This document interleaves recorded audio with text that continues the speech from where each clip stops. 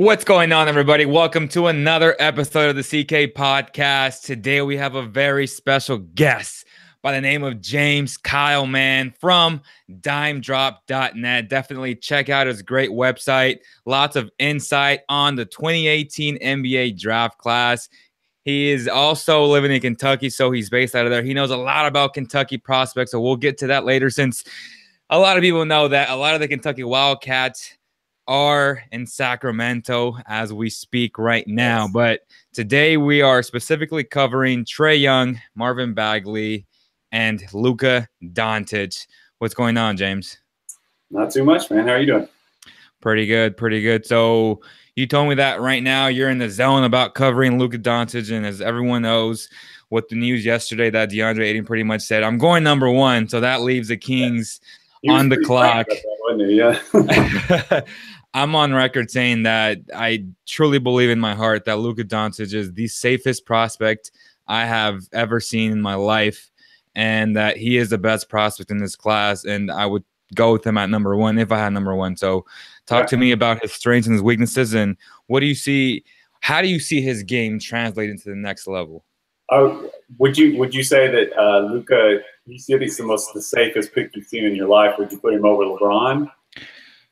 Not over LeBron, but I mean, LeBron, we knew he was going to be, spectacular and super. I mean, more in terms of his base ceiling being safe, as far as he's not going to be a bust because he's so talented at 19 years old. And I just don't see how today's rules, how they apply to today's offensive weapons, and how he won't take advantage of that. Right. Yeah, I mean, I think you're right about the rules benefiting a player of his skill set. I mean, I spent the last probably 48 hours just sort of cramming tape on Dončić, I think is what I found out his pronunciation on it. Yeah, he basically just has a really balanced skill set. He's the son of a coach and a former professional player. His mom was a former track athlete. He grew up around basketball. It's a kid who was like just inundated with basketball from the time he was born. He's got elite vision. He's got that passing gene that you see in a lot of great guys. I try to stay away from hyperbole, but I mean, I personally think that he's the type of dude who is a culture changer, because passing is one of the passing, and I guess, really dogged defense, I think, are probably the two things that can just change culture and can affect the identity of a team. And I think Luka's the type of guy that could come in and whatever team he's on offensively, they're going to improve immediately. So. Which is why I think that he should go over a guy like Ayton and Marvin Bagley. Yeah. Because we don't know what these bigs are going to be at the next level. I have so many question marks on both bigs, but go ahead and then continue with Luka's strengths. Well, Luka has the ball on a string for 6'8", 225. He's got a body that is, I don't even know if we really have seen the ceiling for him physically. I've heard people talk about how he just sort of is a laissez-faire kind of workout guy right now in terms of when he gets really serious about his body. We may see this guy expand in ways that we haven't seen before. He shoots it well. I think he's the best passer and the best pick-and-roll player in the draft, probably the best, most overall skilled player in the draft.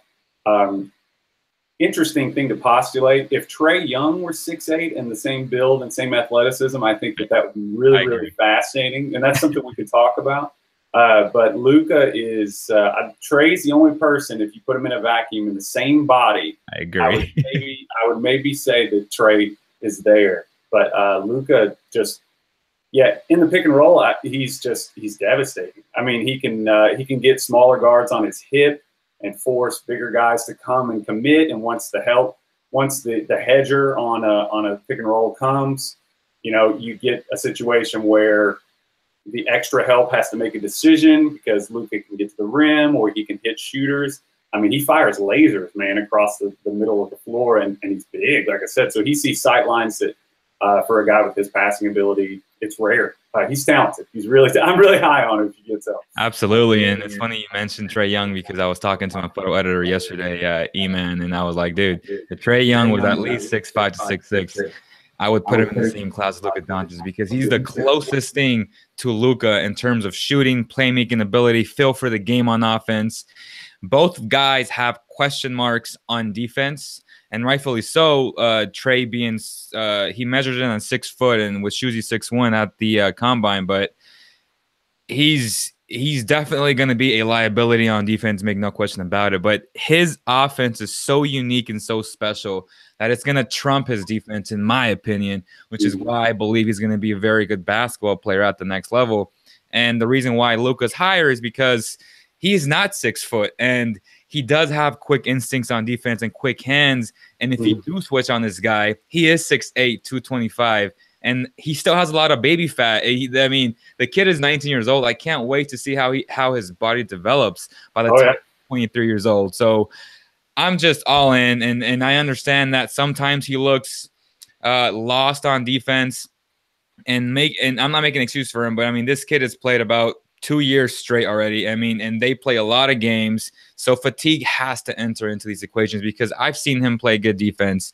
And again, his IQ is so good that I have no questions that he's going to be a good team defender at the next level.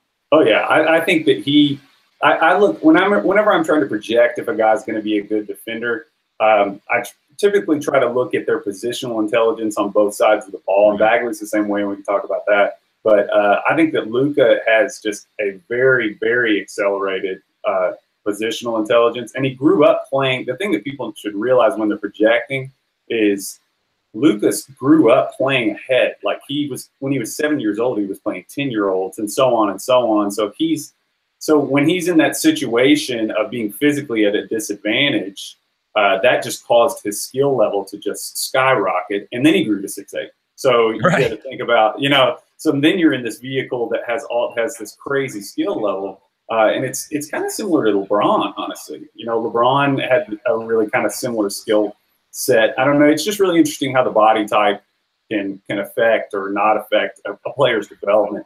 That's something that I'm going to write about and talk about in my deep dive on Luka. Yeah, and the difference is that LeBron has supreme athleticism to go with his elite playmaking ability. But when you look at today's elite basketball players, you think of James Harden, Steph Curry, Kevin Durant, all who have amazing IQ and such a good feel for the game, and all of them are not supreme athletes. They're good athletes. They're obviously all these guys are good athletes because they're NBA players. But when you compare them to other guys, they're not Gerald Green. I mean, that guy is a bunny, right? But his IQ is right. His IQ is not the same. So when I look at Curry, Harden, their offensive feel and IQ is so good that it doesn't matter what they do on defense. And it doesn't matter if they're that athletic because they have strength and they have IQ, which equates to a dominant force on offense. And that's what I see Luka being at the next level because as you said, I know his percentages at, I think it's 32% for his career from 3. People don't understand how many difficult shots he has to take and how he had to take over the point guard position after Sergio Llull and, Fernandez got injured and all these guys got injured. He's always played small forward. He took over the point guard role, officially this year after all these injuries. And I always tell people, how is it a bad thing that your small forward can run an offense? I mean, that's essentially what you want after watching Eric Gordon, James Harden, and CP3. So if you're the Kings, I don't see how a De'Aaron Fox, Luka Doncic, Bogdan Bogdanovic, or even Buddy Hield won't work in today's NBA. Oh, yeah. Luka's going to make those guys better. There's no doubt about it. And I actually think that Luka is going to complement some of De'Aaron's strengths and weaknesses. Thank you. Because De'Aaron's problem at Kentucky was he settled for a lot of bad mid-range shots. He about made me want to jump off of a bridge several different times for that reason. But I think that defensively and offensively, Luka is really gonna help De'Aaron. If he ends up now, what's your opinion on that? Is he willing to play for the Kings? That's the question. Absolutely. I haven't been up to the date on it. Right. And it was funny because we had 3 days between it was a semifinals between the Celtics and the Cavs, and there was nothing for 3 days, right? Because they had that little break in between, and that's when all the news broke that he may not come out to the NBA. It was all garbage. It was the mainstream media needing something to post, and that was definitely news. I mean, you know how it goes. And he's very good friends with Bogdanovic, and he publicly said he would love to play with Bogdan. And you know, I've been told by Bogdan myself. You know, I talked to Bogdan a lot, and he would love to play with Luka Doncic. I mean, how could you not want to play with a guy who makes other guys better? But going to your point of De'Aaron Fox, who you know very well, a lot of Kings fans who are not Luka supporters tell me that because they think he's a point guard and he holds on to the ball and he needs the ball to be successful. And I tell them no, but they think that's going to take away from De'Aaron. And I tell them De'Aaron Fox is a scoring point guard. He's only going to get better with a guy like Luka Doncic. Can you expand on that and why you think Luka can help De'Aaron Fox? Well, I mean, I think that Luka is a superior playmaker. I think his vision's a little bit better. And also, I think De'Aaron's going to balance Luka in some ways, too, protect him in some ways. I think De'Aaron's ceiling as a defender he's getting there. It's a work in progress. You can't have enough versatile, skilled players on the floor in this day and age. You know, you can get a big guy out there that can pass. It's just, I was thinking the other day about, you know, the best. If I'm a Kings fan, I would be excited for this reason, because the best basketball that we've seen in the history of the NBA has been when the best player has a personality like Luka, and it trickles down. I was making the point to one of my friends. It's like any organization. When the person that's at the top dictates the culture, the whole organization gets better. So if you get a guy like, I thought that this would be the case with Lonzo. I just don't think Lonzo's wired the same way as Luka. But also, you know, Luka's a dog. Like, he wants to kill you. He wants to burn your village. And I think that's just going to be contagious. Like Larry Bird, Magic, like the joy that Luka plays with to move the ball, I think that's going to just change the organization immediately. But yeah, absolutely. I think they could probably use a little more shooting, but you know, I'm not a Kings expert like you. I don't watch them day to day, but just my observation. Yeah, I mean, I think Luka's an active ingredient for the Kings immediately. Now, my biggest concern for De'Aaron Fox coming out was his shooting. Have you seen enough in his mechanics to believe that he will become at least a good shooter? Not a great shooter, but at least a good shooter? He's probably in the same boat with a guy that also went to Kentucky, like John Wall. They're kind of similar shooters. At this point, I mean, I would just say De'Aaron's just got to get to the point where he's not hurting you. I don't know that he's ever going to really be a knockdown shooter. In my opinion, I could be proven wrong. I mean, what was his three-point percentage last year? Shot 29%. Oof, that's way worse than I thought. Yeah, I mean, that's flirting there, right, with the don't hurt us sort of percentage range. Right. Yeah, I don't know. What did you think about? This is something I complained about over the course of the year because I was rooting for De'Aaron. Why in the world did they sign George Hill? Well, they thought that he was going to be a mentor type player for De'Aaron Fox, and the ability that Fox is 6'4", and we thought he was going to be really good on defense. He showed flashes of it, especially in that Heat game that I was at in Miami. He literally took over the game, and he became a bulldog, which is things that I question about him and his future. It's like, can he have that consistent motor every single game? He didn't show that. He showed flashes of that. I still think being 19, being that young, you kind of don't get that until like your third year. But at the same time, Mitchell and Simmons had that dog in year one, and even Tatum to some degree. I know he's playing on a very good team, but I want to make excuses for these guys, but it's like, well, we see the proof with other guys, and I know they're a year and a half older, but still, that's no excuse to not always play hard with that motor. And those are things that I question, and hopefully he goes back and he watches a ton of film, because I'm so into film, and I believe that if you put the work in, that's what you're going to get out of it. And if he does put the work in, then he has the physical abilities to be really good. So now it's really up to him. Yeah, Mitchell, I always make this point to people, is that Mitchell played in a system, as much as I just sort of not a fan of Rick Pitino at Louisville, and I live in Louisville, but so I especially kind of have a disdain for him. But Pitino's one of the best defensive teachers at the college level, I think, ever. So I think Mitchell came to the league really ready to defend. You know, and he's a little bit older than Fox, probably a year and a half, would you say? Yeah. You know, in a year's time, it's really difficult to make that transition. I made this point in, I think, the Trey Young video that, you know, anytime you switch levels, the defensive adjustments are the hardest, and in my opinion, and, you know, these one and done guys are doing it in less than a year in some cases, you know, because you're in college for 8 months. So that's a lot to adjust to. So, you know, you're going from guarding guys your age, and a lot of these guys are just messing around. They're disengaged in the game or not defending so they can stay in the game, not pick up fouls. You know, so, you know, I think it's kind of normal for De'Aaron to be where he is defensively right now, honestly. But, and it goes back to being 19 years old and just coming into a new NBA where there's so much pressure on you. I get it, which is why I'm giving him a pass.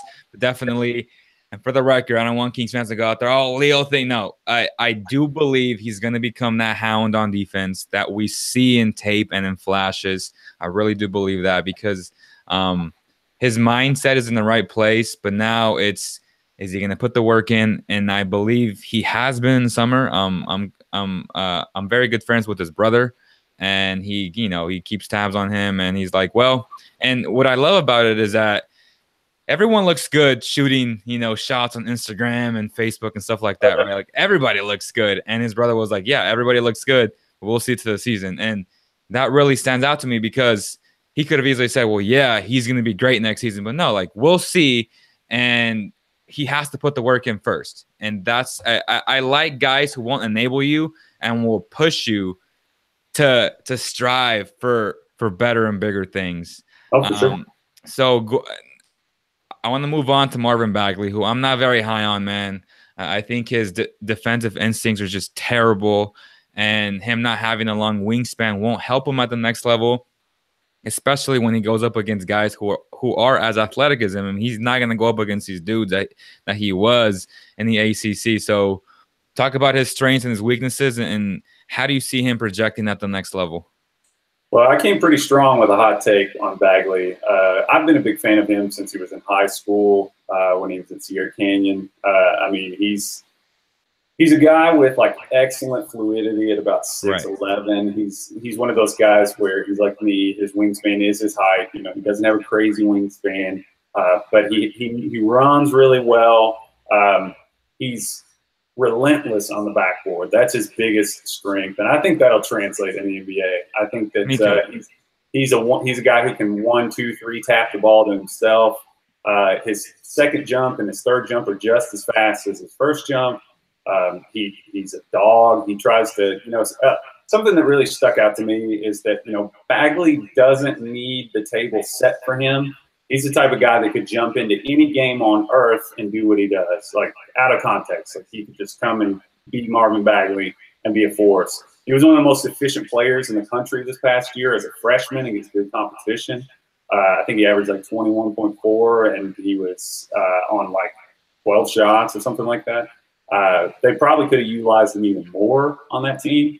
And down the stretch of that Kansas game, I don't know why they weren't just feeding it to him every single time. Did you watch that game in the tournament? I caught the end of it. Yeah. But he's the type of dude who, you know, doesn't matter the stage. He's not prone to games off like Ayton is. In that game that I made the point that game that Arizona lost to Buffalo, yeah. Bagley would have had 35 and 20 rebounds in that game, and I bet they wouldn't have lost. He's just that type of dude who he's just got a great motor. Now, weaknesses: his right hand is atrocious. He basically might as well not even have it. I mean, it's a joke. It's pathetic. The footage is when he goes to his right hand when he tries. It looks like somebody that's never played basketball. It looks like he's shooting with a hoof. It looks like he has a hoof. It's that terrible. He doesn't, let's see, there's not a lot of sample size of him shooting in the mid-range. Something I think he'll have to do is become a like flatten out pick and pop guy in the league. And We haven't really seen that he can do it. I think that he can. I think that he's going to be a decent spot-up shooter in the league. You hit it with the defensive positioning. The positional intelligence is what I always call it. Yep. I mean, he got smoked a lot in pick and rolls. Like it was pretty embarrassing. But he's quick off his feet. He's quick to the ball. I think he's got the build and the body to become a guy that could eventually switch because he's quicker. He was quicker than every 4 and 5 in college basketball this year. I don't feel like it was even close. They just couldn't stay in front of him. So, it depends on how much he wants it. Like we were talking about with De'Aaron, they're probably in really similar positions, actually. I know. I mean, I see a lot of him. To me, he's like a bigger De'Aaron Fox, where shows elite for his size. He has the advantage against any big, but his jump shot is not the best. I don't think it's projectable at the next level because of how flat it is at times. But oh my God, I was going to ask you about if you thought that Wendell Carter can potentially be a better prospect than Marvin Bagley. Because I believe that he can because he's a better overall player. But it came back to me. How would you rate Bagley's feel for the game? I don't think it's the best, and I don't think his IQ is the best yet.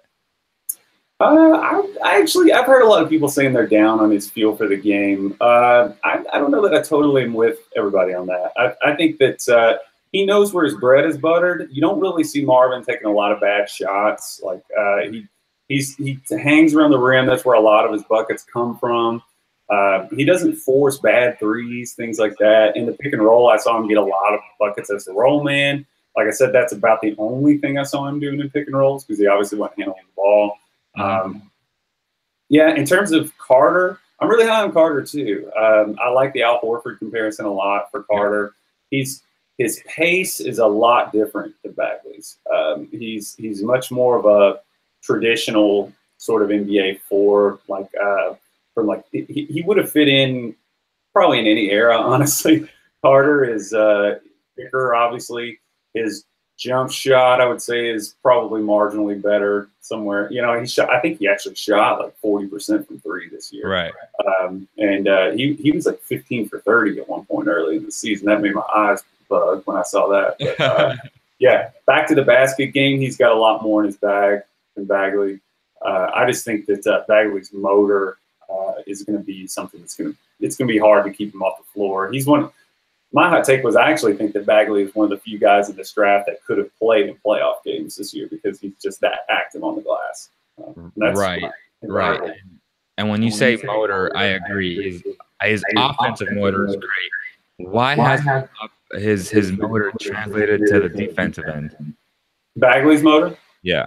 It just comes down to how much you care about it, how personally you take it. Anybody can be a good defender. I really believe that. I'm slow as hell, and in pickup games, I'm a pain just because I take it personally. And a lot of guys, I made this point too in one of my videos that I lose track of all my basketball macro points I make. But guys just forget to move their feet and they want to guard with their hands, and I think Bagley's a victim to that too.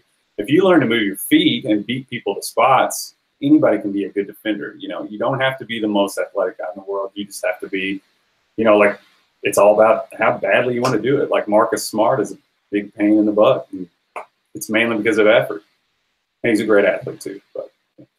And in my Bagley breakdown, I broke him down yesterday. Y'all can go ahead and check that out. But I pretty much said that I see him more as a 5 and not a 4 because of his inability to really stretch the floor, and how if you're a 4 in today's NBA, teams want you to really spread the floor for their guards to give them open lanes and stuff like that. And if he can't do that, and if he's not going to demand a double team, then to me, he needs to be put at the 5. And I don't know how you feel about this. And if you do put him at the 5, he's going to destroy any big guy with his speed and athleticism. But if I'm the other coach, I would combat that with putting a wing defender, 6'8", 6'9", with the long wingspan, that's as strong as him. That would be a much better fit to guard him if he's playing the 5. So to me, and then they would have to force him right a lot, which he's really not good at. So how do you feel about that, about him, about a coach? Because I always project players in the playoffs. What can they do in the playoffs? And you brought up a great point. He would have been a monster on the glass, but at the same time, I think he would have gotten destroyed on defense. Yeah, I mean, it's pretty likely that they would have to figure something out for him on defense. But I mean, like I said, he's the type of dude who doesn't need his number called. That was a criticism I have had of Kevin Knox, was just that he's the type of guy to stay engaged in a game. You'd call his number because he wasn't going to go get his. Bagley is just – I think in today's NBA, too, that people underrate the fact that, you know, a defensive possession doesn't end until you get the rebound. And right. I think that's – Bagley is going to create possessions for you and eliminate possessions for the opponent. And that's huge, colossally huge in an offensive-driven NBA like we're in right now. So do you see him as a power forward or a center? I think that Bagley – he's a 4 to me, but I could see him playing small ball 5. I don't. You'd have to pair him with a pretty athletic 4 to do that. I think was to get the rim protection that you'd be after. Right. But hitting shooters on the break, there are a ton of examples of that of him online. Boogie's waking up. Sorry. Yeah, I mean, I would project him as a 4, but. I don't know. It depends on the situation. I'll say this. I don't think he would be a good fit with the Kings at all. I don't think. And I agree. And I mentioned that he would be a great fit with Memphis with a guy like Marc Gasol, who would be able to provide shot blocking ability and spread the floor out with the 3-point ability. And then you have Mike Conley, who I think would be wonders for Marvin Bagley. And I know Bagley wants to go number 1 and stuff like that, but it would be a blessing in disguise for him to go to Memphis and play with those 2 guys who would help him out so much. And to me, situation is everything. And if he can go to Memphis, then I think he can live up to his full potential. But if he goes to the Kings, honest to God, I think he's going to be lost. Yeah, I mean, well, you've already got Willie and you've got Scal and Harry Giles. Yeah, who I actually kind of compared Harry Giles to Bagley a little bit, if fully healthy. You know, right. High motor guy that could get up and down. But yeah, I don't think he would be a good fit with the Kings at all. I think what the Kings really, really need, in my view, is just somebody that's really versatile and can create Luka shots. Doncic. And make shots. Luka. Yeah. Can I just say the Kings have long been. I don't have a team, and that's what makes this so fun for me doing the draft and stuff like that. So, I kind of just say that they're all my children. But those early 2000s Kings teams, man. I mean, it was appointment television. Like I couldn't miss it. Peja, I love Peja. One of my all-time favorite players. Peja is such a good guy, and actually he's right under a lot of DVODs as his assistant GM. One of them, but definitely having Wade, Bobby Jackson, all these guys that were legends in that 0-2 team. It's always nice to see that. And you had baby Gerald Wallace coming off. Gerald Wallace, man, he should have won that dunk contest, but he didn't. Yeah, he was an animal, man. Jeez. Yeah, he was. So let's move on to Trey Young. I love him, and I know a lot of either you're gonna love him or you're gonna hate him, right? There is no in between with him. Talk about his strengths and his weaknesses.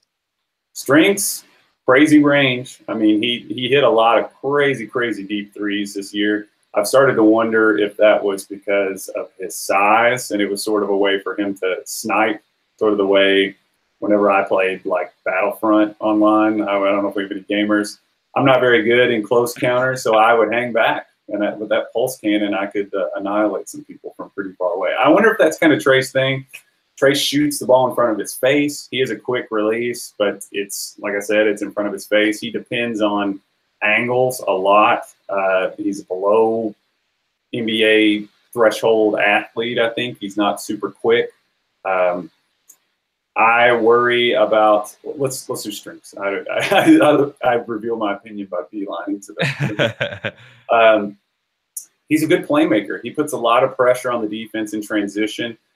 He picks on big guys that don't get back. If you don't get back, he'll, his teammates early in the year at least knew to run. They got a lot of easy buckets that way. He's shifty in the lane. He's good at finding guys in traffic. He's steady. He has a great pace. You can't speed him up. Because he's not a great athlete, I think he's had to learn to play that way. He's just got a really high IQ, a really, really high set of ball skills. For that reason alone, I think his floor is just that he'll hang around in the NBA for a long time because he's at the very least a second unit kind of guy that could come in and get you buckets. So that's kind of the floor for where I see him. Do you want me to go on to the weaknesses, or did you want to? Yeah, absolutely. I mean, I agree 100% with that.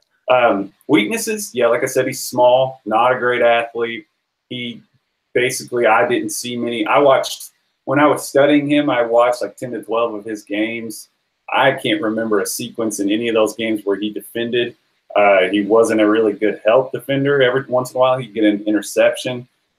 He just meandered. They had to hide him a lot. I didn't see him guarding the ball handler a lot. So they would have to probably take a Steph Curry approach. He's smaller than Steph Curry. A lot of people wanted to compare them. They were comparing like a junior Steph Curry with a freshman Trey Young. Right.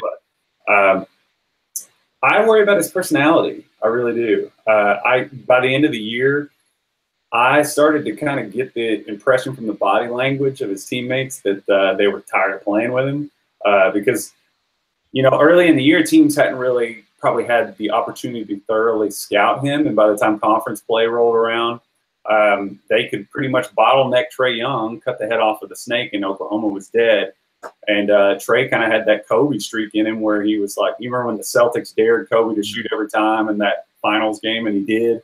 That's sort of like that happened every single game. And I don't know if Lon Kruger just didn't put his foot down or couldn't put his foot down, but it sort of reminded me of like a Russell Westbrook situation where his teammates stopped moving off the ball. Like they stopped trying because, right. And he didn't elevate his teammates the way I would have preferred a lottery pick point guard to do. And, I think for him to stick in the NBA, he's going to have to really become a guy who facilitates and doesn't have to have an astronomical usage rate to do what he does. So that's kind of where I want Trey. And do you think that he was that bad on defense because he used up so much energy on offense, exerting all his abilities on offense, carrying that team offensively? And let's be honest, he didn't play with the best of players. Without Trey Young, that team doesn't make the big dance, and they're not even close to it.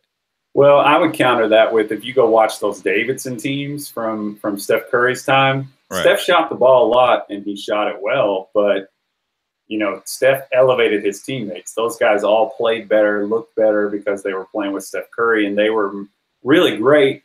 The difference between Steph and Trae, to me, is that Trae does not use the threat of his jump shot to his advantage or his teammates' advantage. It's just his advantage. Like he's all about his own jump shot. That's fair. You didn't see situations of him giving the ball up and making his team more difficult to guard because of the gravity that he pulls on the floor. Steph is a master of that. And I think that if Trae would put the time in and the focus and dedication and the trust in his teammates, I mean, he had high major D1 teammates. They were just as good or better than Trae's teammates or than Steph's teammates, and they went to the Elite Eight. So I just think that, I don't know, I just don't want to make excuses for him because I just think that Trae has a lot of potential, but he's got a lot of stuff to work on, man. I think that he's a volatile proposition, I think, in the draft, to me. Do you think he's just either going to pan out or he's just going to be a bust? I don't think he'll bust. I think that he could. I guess volatile is not a good word. I worry about him. I don't know. I'm not as high as I was before. I actually have kind of flirted with putting Shea ahead of him. Really? Yeah. Why? Just because I think that Shea's a more dominant pick and roll player. I think he's way better defender. He's bigger. Shea can hit open threes. I think Shea's a great teammate. I don't think that he would ascend to the point where you guys would think about picking him. I don't think he's worth that. He's not a star either. Like Trae has star potential. Shea doesn't. I don't think. But right. Could be proven wrong, but we'll see. All right. I think we've covered a lot of things. Before I let you go, give me your big board. At least give me your top 12 guys. Just your top 12 guys on how you think they're gonna just pan out.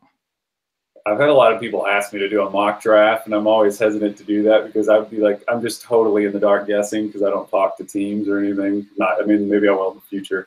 Not a mock draft. I want your big board because obviously I have my big board and I have my mock drafts. I think certain guys will go, from 15 to 20 that I think are top 10 guys. But those are two things that are completely different. So give me your best top 10 rated prospects. Today, it changes like every day. I know it's tough. I think I'd probably go Luka 1 right now. He's made a believer out of me, mainly for the culture reasons that I talked about. I'm a real believer in that. I still think that Bagley is a really safe bet. I really do. I think he's going to do. I think that there's more potential for Ayton, who would be my number 3 guy, to sort of sway a little bit in what he's going to do. Ayton very well could prove me wrong, but I have him tentatively at 3. It's like a very fine, thin line between 2 and 3.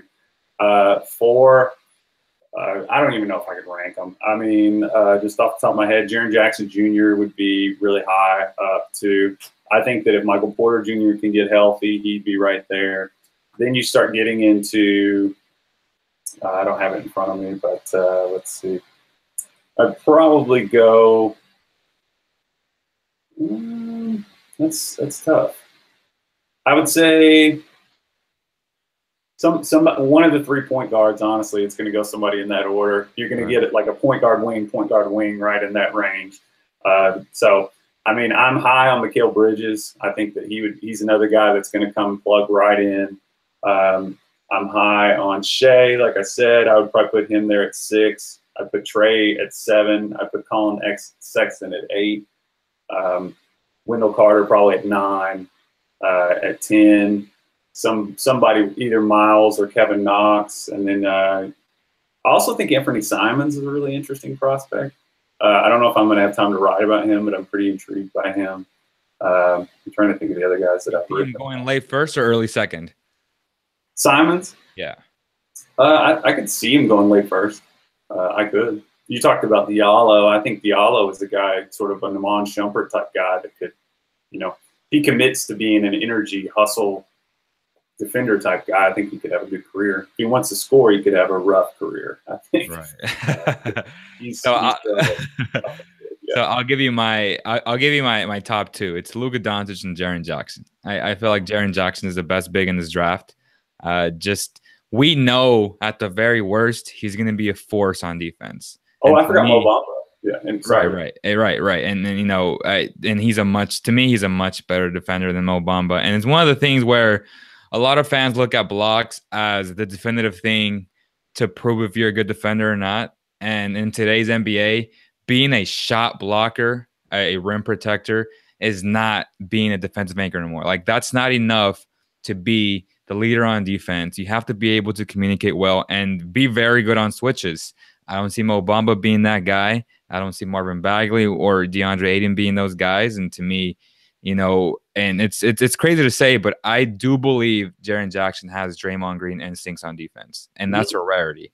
Yeah, he's a talented kid. I mean, comes from son of an NBA player, which has gone pretty well lately in NBA. But yeah, I like Jaren Jackson Jr. too. Yeah. Hoping to really spend more time watching him in the next few days. Yeah. So plug in your website. What should fans look for in terms of your most recent work? Well, I'm pretty new to this, honestly. Like I've always been an obsessive film nerd like you, and yeah, this has all been really sort of a fun experience to get really good. You're really good too. Like, you're really good on film. Thank you. I really appreciate that. I basically, living where I live, it's not a pro basketball area, so I kind of just talk into an empty cave about the NBA a lot. But my site is dimedrop.net. Most people have kind of come about me on my YouTube channel, which is the Dime Drop, which is where I just sort of wax poetic about whatever, whenever. I'm also really going to try to get into like more adjacent to basketball culture type stuff, sneakers. I like doing that, history of the league, things like that. But yeah, that's it. Guys, go ahead and follow his YouTube channel. It's phenomenal. Great graphics. He does a great job with his breakdowns. I definitely recommend it, which is why we had to have him on the show. Like, this dude is legit. Your channel's not very big, and I think it should be a lot bigger than what it is because you're super insightful, man. Very well spoken. Thanks. And I would love for us to do this again as the draft nears. I know you're going to have a more concise big board. And maybe and maybe you do a mock draft as well, which I think, a lot of people love those things, even though I really don't. But you got to feed what the people want, right? Yeah. Well, another thing is too that since I've come kind of late to it, I spent the first probably month focusing on like guys that aren't even in college yet. Right. And I realized that the appetite for the draft is so insane that I was like, oh man, I'm like way behind. So now I'm like I'm going to try to do like 3 or 4 more full length deep dives before the draft. Some Kings prospects in there too, so people can look out for that. But on Twitter, I'm at JKyleMan. That's where I do most of my talking. Yeah. So do you design your own thumbnails and stuff like that? I do the thumbnails. My wife is actually a really talented graphic designer, and she did the look and feel of my site. That's a power couple, man. And then I also have some buddies that help me out with like animation and stuff like that. But yeah, I did pro voiceover for a long time before this sort of set up to like write scripts and record video. So that's sort of an advantage I had. Yeah. Man, we have to collaborate soon, man, on a breakdown for sure. Then. Yeah. I'm also job hunting if anybody wants to hire me. Right on. So I appreciate your time, Kyle. Thank you so much for coming on our CK podcast. Definitely people can follow you on Twitter, on Instagram, and definitely on YouTube. Again, guys, I hope you guys enjoyed this. And to all the people on the comment sections, take this conversation to all of our social media platforms. Look for Kyle right now and tell him how great of a job he did today. Or how bad. So much. Thank you, guys. I think someone had a question for you.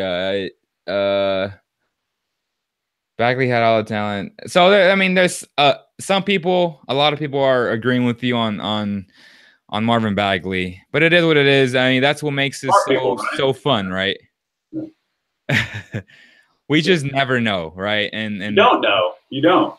And that's the beauty of all this. I live close to where Donovan Mitchell played. I had no clue that he was going to do that. Nobody, Louisville fans didn't know that he was going to do that. The way I say Louisville probably gives away where I'm from too. But anyway, yeah, it's a guess. You guess, And what I try to do with my channel, and nobody asked for this explanation, but I'm giving it, is it's more than the numbers. It's more. I try not to be a measurables maniac like these people. Right. They just they hunker by candlelight next to the measurements. And they say, this guy like Marquise Chris is going to be great. No, trust your eyes. Can the guy play basketball? That's the main thing. Don't get too caught up in the. Right. So, people always ask me, like, I tell people, I approach a prospect and I value basketball IQ, feel for the game, and shooting. A lot of people value supreme athleticism. That's fine. And that's what I saw with Donovan Mitchell, which is why I had him a month before going to the Kings at number 10. People thought I was crazy. I was like, no, I know it was a small sample size at Louisville. They didn't know what he was, a point guard, a shooting guard. And I always said, who cares? He's a good basketball player. The NBA is positionless. Why not draft him?